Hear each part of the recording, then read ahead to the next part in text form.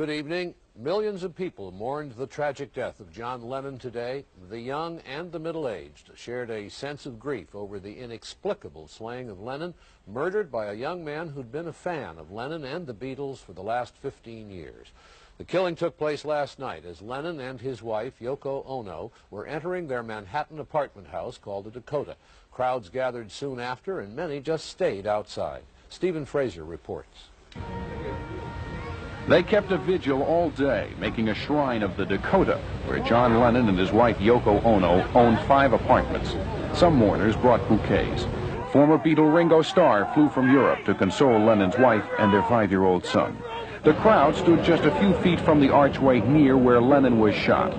Witnesses said a gunman followed the Lennons as they got out of a limousine and walked past the Dakota's huge iron gate. This individual, Mr. Chapman, came up behind him and called to him, Mr. Lennon, as he arrived at that doorway.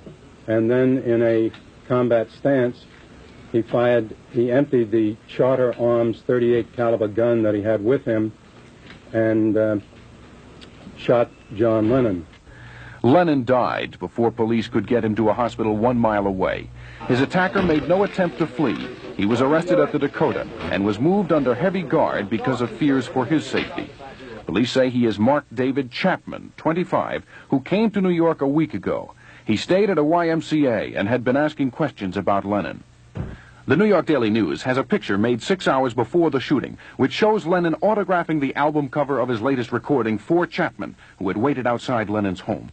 Chapman entered no plea when he was charged with Lennon's murder late today. He was sent to a hospital for psychiatric examination and will be watched around the clock in case he tries to commit suicide. An assistant district attorney told the court Chapman borrowed a large amount of money and came to New York with the sole intention of killing John Lennon. Stephen Fraser, NBC News, New York.